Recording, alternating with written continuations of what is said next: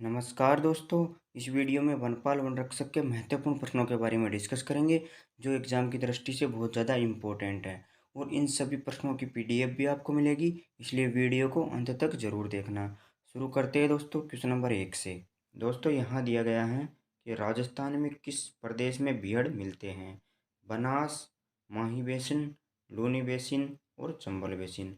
दोस्तों राजस्थान में चंबल बेसिन में बीहड़ मिलते हैं। ऑप्शन नंबर डी करेक्ट हो जाएगा।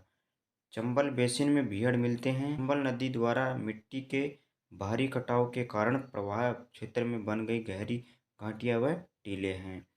5 से 30 मीटर गहरे खड्डों को स्थानीय भाषा में खादर कहते हैं। और राज्य में बीहड़ भूमि का सर्वाधिक विस्तार सवाई माधोपुर एवं करौली जिले में है। उसके बाद चलते हैं नेक्स्ट क्वेश्चन पे। दोस्तों यहाँ दिया गया है कि भारत का प्रथम राष्ट्रीय उद्यान जिम कॉर्बेट राष्ट्रीय उद्यान किस राज्य में स्थित है? उत्तराखंड, मध्य प्रदेश, पश्चिम बंगाल और गुजरात। दोस्तों भारत का प्रथम राष्ट्रीय उद्यान जिम कॉर्बेट राष्ट्रीय उद्यान जो है वह उत्तराखंड में स्थित है। ऑप्शन नंबर 1 करेक्ट हो जाएगा। जिम कॉर्बेट राष्ट्रीय उद्यान का नाम ब्रिटिश शिकारी जिम कॉर्बेट के नाम पर रखा गया। इसकी स्थापना 1936 ईस्वी में की गई। इसका पुराना नाम अली नेशनल पार्क था। 1957 में इसका नाम जिम कॉर्बेट राष्ट्रीय उद्यान रखा। यहीं पर भारत का पहला टाइगर प्रोजेक्ट 1973 में शुरू किया गया। उसके बाद चलते हैं नेक्स्ट क्वेश्चन पे। दोस्तों यहाँ दिया गया है कि भारतीय राष्ट्रीय ध्वज का केसरिया रंग डॉट डॉट डॉट मतलब किसका प्रतीक है? सत्य, साहस और बलिदान, समृद्धि और दृढ़ निश्चय। दोस्तों भारतीय राष्ट्रीय ध्वज का केसरिया रंग साहस और बलिदान का प्रतीक है। ऑप्शन नंबर बी करेक्ट हो जाएगा। राष्ट्रीय ध्वज का वर्तमान प्रारूप 22 जुलाई 1947 को अपनाया गया और इसकी लंबाई तथा चौड़ाई का अनुपात 3:2 है। इसमें अशोक चक्र में 24 तीलियां हैं और केसरिया रंग देश की ताकत और साहस को, सफ़ेद रंग सत्य को और शांति को और हरा रंग जो है देश के शुभ विकास और उर्वरकता को दर्शाता है। सबसे पहले तिरंगा राष्ट्रीय ध्वज 22 अगस्त 1907 को मैडम कोमा ने जर्मनी में स्टटगार्ड नगर में फहराया था। उसके बाद चलते हैं नेक्स्ट क्वेश्चन पे। दोस्तों यहाँ दिया गया है कि पुष्कर झील को स्वच्छ रखने की योजना में सहयोग दे रहा है जापान, फ्रांस, बेल्जियम और कनाडा। दोस्तों पुष्कर झील को स्वच्छ रखने में जो कनाडा देश जो है वह सहयोग दे रहा है। ऑप्शन नंबर डी करेक्ट हो जाएगा। पुष्कर झील अर्धचंद्राकार में फैली एक इस झील में 52 घाट बने हुए हैं। 1911 में महारानी मेरी जब पुष्कर देखने आई तो उसने यहाँ महिलाओं के लिए अलग अलग घाट का निर्माण करवाया और इसी घाट पर महात्मा गांधी की अस्थियां प्रवाहित की गई, तभी से इसे गांधी घाट के नाम से भी जाना जाता है। उसके बाद चलते हैं नेक्स्ट क्वेश्चन पे। दोस्तों यहाँ दिया गया है कि मानसिंह को बिहार का सूबेदार किस वर्ष नियुक्त किया गया था? 1587 में, 1588 में, 1589 में और 1585 में। दोस्तों मानसिंह को बिहार का सूबेदार 1587 में नियुक्त किया गया। ऑप्शन नंबर 1 करेक्ट हो जाएगा। 1585 में मानसिंह को काबुल का सूबेदार नियुक्त किया गया और दिसंबर 1587 में बादशाह अकबर द्वारा मानसिंह को बिहार का सूबेदार नियुक्त किया गया। और मानसिंह ने 1592 में उड़ीसा के अफगान शासक नासिर खां को पराजित कर उड़ीसा को मुगल साम्राज्य का अंग बनाया। उसके बाद चलते हैं नेक्स्ट क्वेश्चन पे। दोस्तों यहाँ दिया गया है कि अनमेल विवाह और बाल विवाह निषेध अधिनियम सर्वप्रथम किस रियासत ने बनवाया? जयपुर, कोटा, अलवर और उदयपुर। दोस्तों अनमेल विवाह और बाल विवाह निषेध अधिनियम सर्वप्रथम अलवर रियासत ने बनाया था। ऑप्शन नंबर सी करेक्ट हो जाएगा। 10 दिसंबर 1903 को अलवर रियासत ने बाल विवाह और अनमेल विवाह को निषेध घोषित किया और राजस्थान में वाटरकर्त एजीजी राजपूत हितकारिणी सभा के निर्णय अनुसार जोधपुर के महाराजा जसवंत सिंह द्वितीय के समय उनके प्रधानमंत्री प्रताप सिंह ने सन 1885 में बाल विवाह प्रतिबंधक कानून बनाया। उसके बाद चलते हैं नेक्स्ट क्वेश्चन पे। दोस्तों यहाँ दिया गया है कि राजस्थान सरकार द्वारा पहली बार सौर ऊर्जा नीति कब घोषित की गई? 2011, 2010, 2009 और 2008। दोस्तों राजस्थान सरकार द्वारा पहली बार सौर ऊर्जा नीति 2011 को घोषित की गई? ऑप्शन नंबर ए करेक्ट हो जाएगा। राजस्थान सरकार द्वारा पहली बार सौर ऊर्जा नीति 13 अप्रैल 2011 को घोषित की गई। तत्पश्चात 8 अक्टूबर 2014 को राजस्थान सौर ऊर्जा नीति जारी की गई। वर्तमान में 19 दिसंबर 2019 को सौर ऊर्जा नीति तथा पवन एवं हाइब्रिड ऊर्जा नीति 2019 घोषित की गई है। उसके बाद चलते हैं नेक्स्ट क्वेश्चन पे। दोस्तों यहाँ दिया गया है कि इंडस को संस्कृत में किस नाम से जाना जाता है? अपाह, अमृतम, सिंधु और सराह है। दोस्तों इंडस को संस्कृत में सिंधु नाम से जाना जाता है। ऑप्शन नंबर सी करेक्ट हो जाएगा। दोस्तों इस वीडियो में आपके 500 से 600 क्वेश्चन क्लियर होने वाले हैं, इसलिए वीडियो को अंत तक जरूर देखना और चैनल को सब्सक्राइब कर देना। चलते हैं दोस्तों आगे। सिंधु सभ्यता के मनुष्य ने सर्वप्रथम कपास की खेती प्रारंभ की थी। सिंधु घाटी सभ्यता के लोग वृक्षों तथा पशुओं की पूजा किया करते थे और सिंधु घाटी सभ्यता में सर्वप्रथम महत्वपूर्ण पशु एवं एक सींग वाले गेंडा तथा दूसरा महत्वपूर्ण पशु कुब्बड़ वाला सांड था। उसके बाद चलते हैं नेक्स्ट क्वेश्चन पे। दोस्तों यहाँ दिया गया है कि हरित राजस्थान योजना आरंभ की गई थी 2007 में, 2009-10 में, 2004-5 में और 2002-3 में। दोस्तों हरित राजस्थान योजना जो है वह 2009-10 में आरंभ की गई। ऑप्शन नंबर बी करेक्ट हो जाएगा। राज्य में हरित राजस्थान की शुरुआत 18 जून 2009 से की गई है और शहरी ग्रामीण क्षेत्रों को राजकीय एवं निजी भूमि पर बड़े स्तर पर वृक्षारोपण का काम किया गया और शहरों में इस योजना को समस्त शहरी निकायों के द्वारा संचालित किया गया और इस योजना के सफल क्रियान्वयन के समस्त शहरी निकायों को निर्देश दिए गए हैं। उसके बाद चलते हैं नेक्स्ट क्वेश्चन पे। दोस्तों ये बहुत इंपॉर्टेंट क्वेश्चन है। नीमुचना किसान आंदोलन हत्याकांड राजपूताना की किस रियासत में हुआ था? जयपुर, मेवाड़, भरतपुर और अलवर। दोस्तों नीमुचना किसान आंदोलन हत्याकांड अलवर रियासत में हुआ था। ऑप्शन नंबर डी करेक्ट हो जाएगा। 1923-24 में अलवर के महाराजा जयसिंह द्वारा लगान की दरें बढ़ाने के विरोधास्वरूप 14 मई 1925 ईस्वी को आंदोलन कर रहे किसानों पर स्थानीय शासकीय सेना की गोलाबारी ने सैकड़ों स्त्री पुरुष मारे गए। उसके बाद चलते हैं नेक्स्ट क्वेश्चन पे। यहाँ दिया गया है दोस्तों कि राजस्थान में सर्वाधिक महत्वपूर्ण लोक देवता माने जाते हैं। तेजाजी, कबीर, तुलसीदास और सूरदास।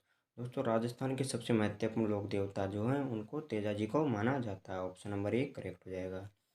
जाटों के आराध्य देवी तेजाजी की मान्यता परम गोरक्षक एवं गायों के मुक्तिदाता, फिर धोलिया वीर, काला एवं बाला के देवता एवं कृषि कार्य के उपकारक देवता के रूप में माना जाता है। ये सब उनके उपनाम है दोस्तों तेजाजी महाराज के। और लाछा गुजरी की गाय चोरी हो जाने पर तेजाजी महाराज ने इसकी सहायता की। उसके बाद चलते हैं नेक्स्ट क्वेश्चन पे।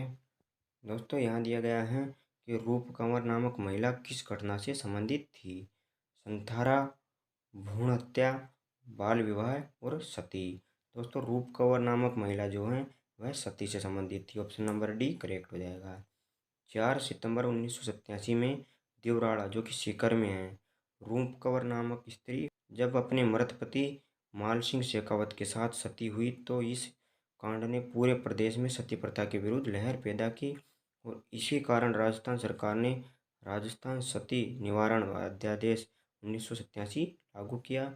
इस प्रथा पर कानूनी रोक लगा दी। उसके बाद चलते हैं नेक्स्ट क्वेश्चन पे।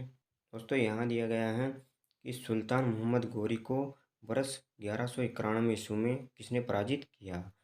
लेकिन वर्ष 1192 में वह उससे हार गया।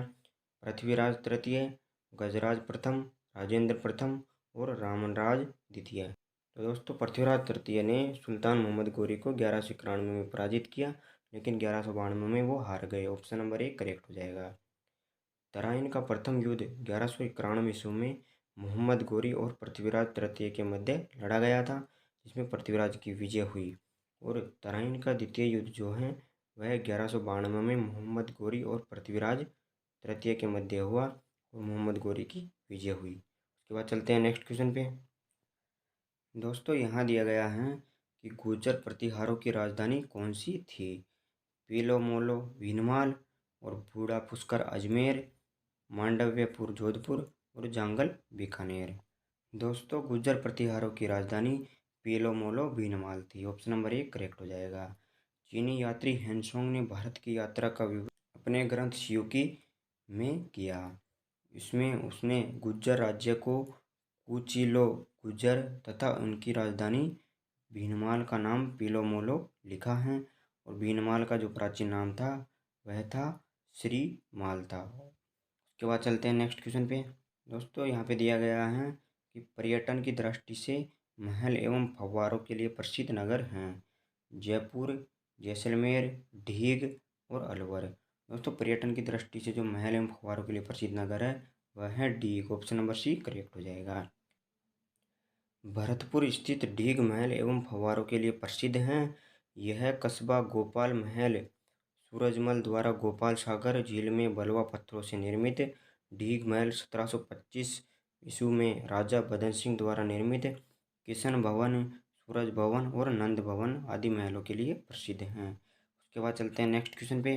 दोस्तों ये साइंस का क्वेश्चन है। यहाँ दिया गया है कि निम्नलिखित में से किस एंजाइम का अग्नाशय से संबंध नहीं होता। लाइपेज, एमाइलेज, टिप्सिन और टाइलिन। दोस्तों टाइलिन जो है उसका अग्नाशय से संबंध नहीं होता। ऑप्शन नंबर डी करेक्ट हो जाएगा। टाइलिन एंजाइम लार ग्रंथि से स्रावित होता है। यह लार में पाया जाता है। यह एक पाचक एंजाइम है। यह स्टार्च को शर्करा में तोड़ता है। उसके बाद चलते हैं नेक्स्ट क्वेश्चन पे। दोस्तों यहाँ दिया गया है कि शरीर में विटामिन डी के अभाव के कारण कौन सा रोग होता है। बेरी, घेंगा, स्कर्वी और रिकेटस या फिर सूखा रोग। दोस्तों रिकेटस या फिर सूखा रोग जो है वह विटामिन डी की कमी के कारण होता है। ऑप्शन नंबर डी करेक्ट हो जाएगा। बेरी विटामिन बी की कमी से होता है, B1 की कमी से। घेंगा जो है वह आयोडीन की कमी से होता है। स्कर्वी रोग जो है विटामिन सी की कमी से होता है। और रतौंधी रोग जो है वो विटामिन ए की कमी से होता है। उसके बाद चलते हैं नेक्स्ट क्वेश्चन पे। दोस्तों यहाँ दिया गया है कि ऑपरेशन फ्लड के सूत्रधार doctor Randhawa, doctor R.L. Singh, doctor Verghese Kurien और डॉक्टर S.B. चौधरी। दोस्तों ऑपरेशन फ्लड के सूत्रधार जो हैं वह डॉक्टर वर्गीज कुरियन हैं। ऑप्शन नंबर सी करेक्ट हो जाएगा।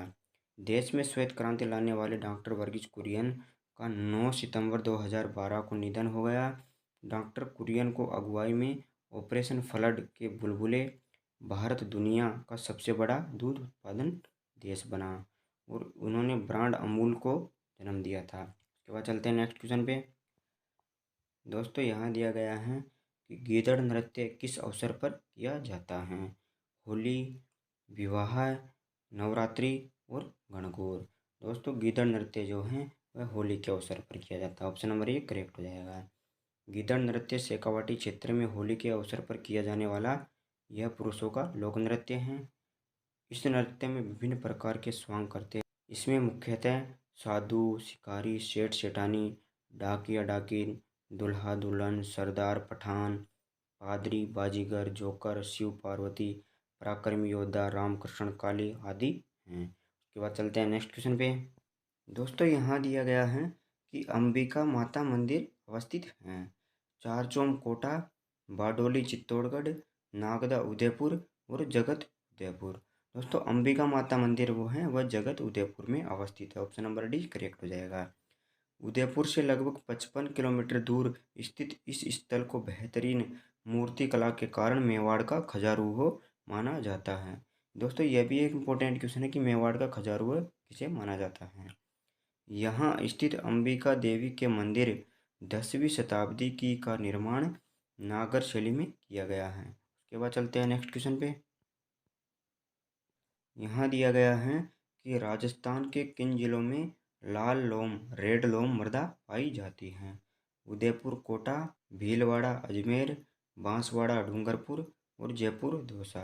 दोस्तों लाल लोम मृदा जो है वह राजस्थान के बांसवाड़ा और डूंगरपुर में पाई जाती है। ऑप्शन नंबर सी करेक्ट हो जाएगा।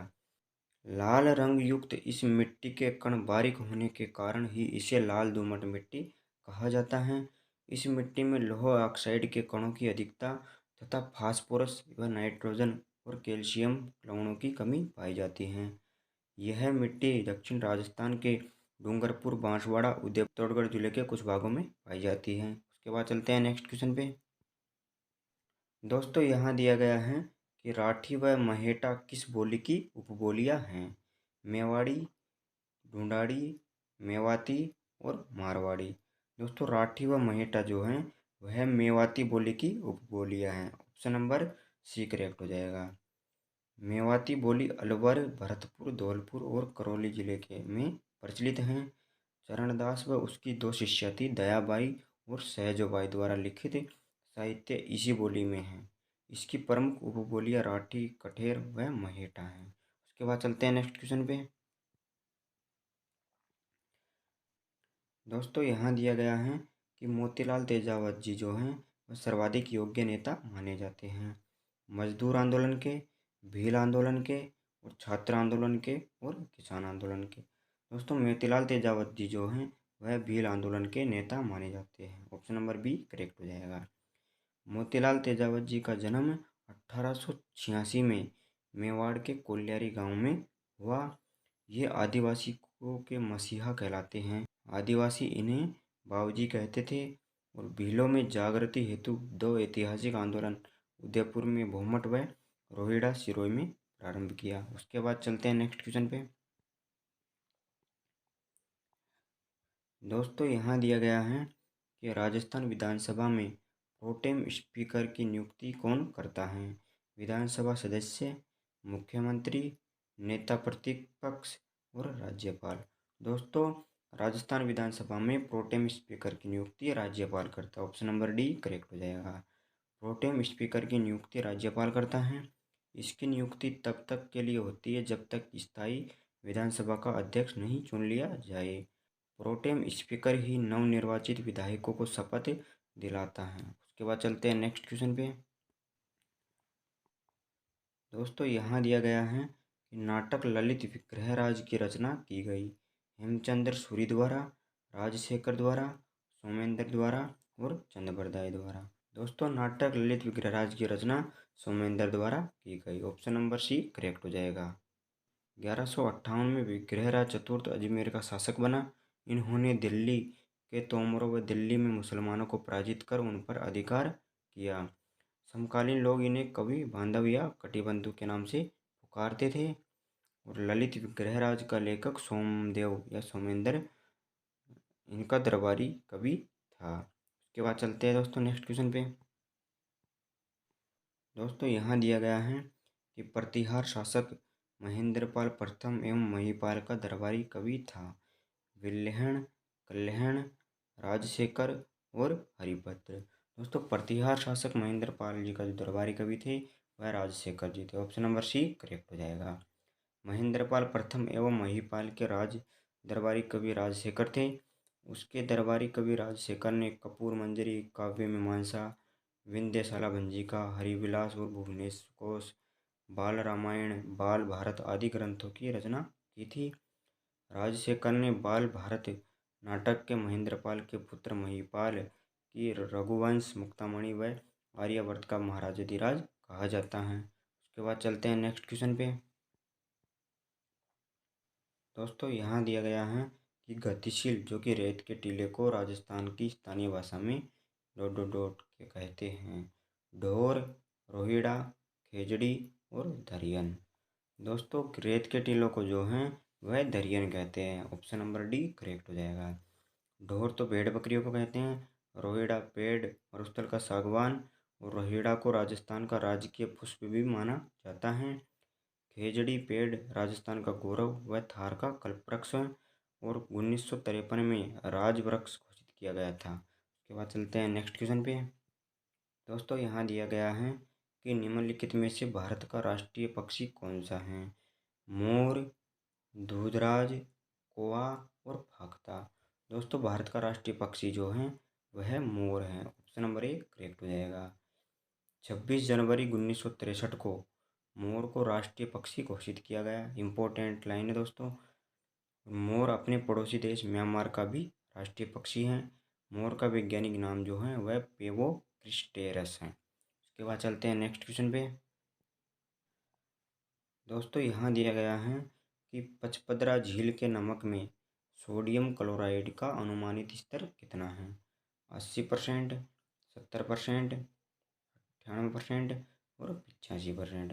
दोस्तों पचपदरा झील में सोडियम क्लोराइड का जो है अनुमानित स्तर वह है 98%। ऑप्शन नंबर सी करेक्ट हो जाएगा। पचपदरा झील बाड़मेर में नमक का उत्पादन खारवाड़ जाति के लोग मोरली झाड़ी के उपयोग से नमक के स्फटिक बनाते हैं। यह झील देश की सबसे खारी झील है। इसमें उत्तम किस्म का नमक उत्पादित होता है क्योंकि इस नमक में सोडियम क्लोराइड की मात्रा 98% तक होती है। उसके बाद चलते हैं नेक्स्ट क्वेश्चन पे।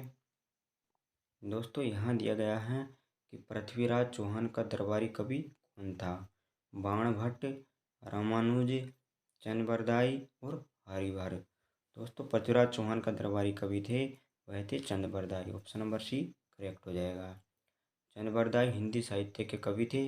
इन्होंने पृथ्वीराज रासो नामक प्रसिद्ध हिंदी ग्रंथ की रचना की। हिंदी का प्रथम कवि भी कहा जाता है। बाणभट्ट राजा हर्षवर्धन का भी दरबारी कवि था। उसके बाद चलते हैं नेक्स्ट क्वेश्चन पे। दोस्तों यहाँ दिया गया है राजस्थान सरकार ने किस वर्ष 5 विभाग पंचायती राज संस्था को स्थानांतरित किए। 2010 में, 2008 में, 2012 में और 2006 में। दोस्तों 2010 में राजस्थान सरकार ने 5 विभाग पंचायती राज संस्था को स्थानांतरित किया। ऑप्शन नंबर ए करेक्ट हो जाएगा। मारवाड़ के गांधी के रूप में पहचान बनाने वाले मुख्यमंत्री अशोक गहलोत ने गांधी जयंती के अवसर पर 2 अक्टूबर 2010 को 5 विभागों कृषि विभाग, प्रारंभिक शिक्षा, महिला एवं बाल विकास, चिकित्सा एवं स्वास्थ्य, सामाजिक न्याय एवं अधिकारिता को पंचायती राज संस्थाओं को सौंपकर राष्ट्रपिता को सच्ची श्रद्धांजलि दी। उसके बाद चलते हैं नेक्स्ट क्वेश्चन पे। दोस्तों यहाँ दिया गया है कि राजस्थान के किस जिले में इस्लामी संत मलिक साहब का मकबरा स्थित है। रणथंभौर के किले में, जालोर के किले में, चित्तौड़गढ़ के किले में और तारागढ़ के किले में। दोस्तों राजस्थान के जालोर के किले में इस्लामिक संत मलिक साहब का मकबरा स्थित है। ऑप्शन नंबर बी करेक्ट हो जाएगा। रणथंभौर के किले में तो पीर सहरुद्दीन की दरगाह है। चित्तौड़गढ़ के किले में दरगाह हजरत दीवाने शाह की और तारागढ़ किले में हजरत पीर हुसैन सैयद सिंह सवार की दरगाह है। उसके बाद चलते हैं नेक्स्ट क्वेश्चन पे। यहाँ दिया गया है दोस्तों कि निम्नलिखित में से किस नदी को दक्षिण गंगा कहा जाता है। गोदावरी, कृष्णा, तापी और साबरमती। दोस्तों गोदावरी नदी जो है उसको दक्षिण गंगा कहा जाता है। ऑप्शन नंबर ए करेक्ट हो जाएगा। गोदावरी दक्षिण भारत की प्रमुख नदी है। यह दूसरी सबसे बड़ी प्रायद्वीपीय नदी है। इसका उद्गम महाराष्ट्र के नासिक में त्र्यंबक पहाड़ियों से होता है। इस पर पोलावरम सिंचाई परियोजना संचालित है। उसके बाद चलते हैं नेक्स्ट क्वेश्चन पे। दोस्तों यहाँ दिया गया है कि जालोर पर सोनगरा चौहानों ने किसे पराजित कर अपना अधिकार किया। परमार, प्रतिहार, राठौड़ और चालुक्य।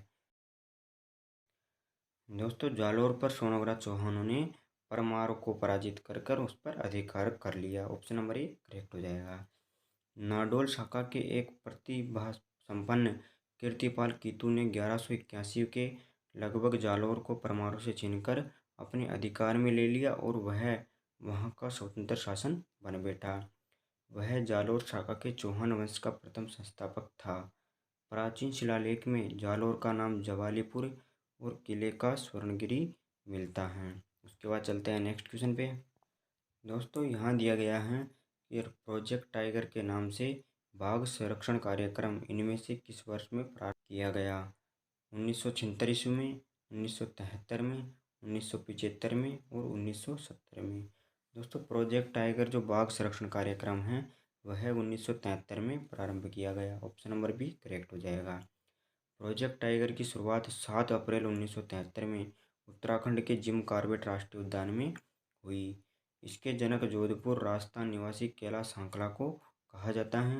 राजस्थान में प्रोजेक्ट टाइगर की शुरुआत 1974 में की गई। राज्य में वर्तमान में कुल 3 टाइगर रिजर्व हैं। उसके बाद चलते हैं नेक्स्ट क्वेश्चन पे। दोस्तों यहाँ दिया गया है कि जयपुर की महारानी गायत्री देवी किस वर्ष में पहली बार लोकसभा की सदस्य बनी। 1977 ईस्वी में, 1980 में, 1962 में और 1967 में। दोस्तों जयपुर की गायत्री देवी महारानी जो हैं वह सबसे पहले 1967 में लोकसभा की सदस्य बनी। ऑप्शन नंबर डी करेक्ट हो जाएगा। गायत्री देवी 1962 में चक्रवर्ती राजगोपालाचारी द्वारा स्थापित स्वतंत्र पार्टी के उम्मीदवार के रूप में जयपुर संसदीय क्षेत्र से पूरे देश में सर्वोच्च बहुमत से चुनाव जीता और इसके बाद 1967 व 1972 के चुनाव में विजय होकर लोकसभा में गई। उसके बाद चलते हैं नेक्स्ट क्वेश्चन पे। दोस्तों यहाँ दिया गया है कि राजस्थान में प्रतिहार वंश के संस्थापक हरिश्चंद्र की राजधानी थी। मेड़ता, जालोर, भीनमाल और मंडोर। दोस्तों राजस्थान में प्रतिहार वंश के संस्थापक हरिश्चंद्र की राजधानी वह थी Mandore. Option number D correct हो जाएगा। गुर्जर प्रतिहारों की 26 शाखाओं में से सबसे प्राचीन एवं महत्वपूर्ण मंडोर के प्रतिहार थे। जोधपुर 837 में एवं घटियाला 861 शिलालेखों के अनुसार हरिश्चंद्र नामक ब्राह्मण के 2 पत्नियां थीं, एक ब्राह्मणी और दूसरी सत्राणी बरदा। बरदा के 4 पुत्र उत्पन्न हुए, भोगभट, कद्दक, रज्जिल और दह। इन चारों ने मिलकर मंडोर को जीतकर गुर्जर प्रतिहार वंश की स्थापना की। उसके बाद चलते हैं नेक्स्ट क्वेश्चन पे। दोस्तों यहाँ दिया गया है कि इकतीसंदा रुपया राजस्थान की कौन सी टकसाल में बनता है। कुचामन, मेड़ता, जोधपुर और सोजत। दोस्तों इकतीसंदा रुपया जो है वह राजस्थान की कुचामन टकसाल में बनता है। ऑप्शन नंबर ए करेक्ट हो जाएगा। सन 1838 में कुचामन के ठाकुर ने महाराजा मानसिंह जी से आज्ञा प्राप्त कर अपने यहाँ चांदी का कुचामनिया सिक्का बनाया, जिस पर शाह आलम द्वितीय का 31वां राज्य वृक्ष लिखा होने से इकतीसंदा कहलाया। इसको बापूशाही और बोरसी रुपया भी कहते थे। उसके बाद चलते हैं नेक्स्ट क्वेश्चन पे।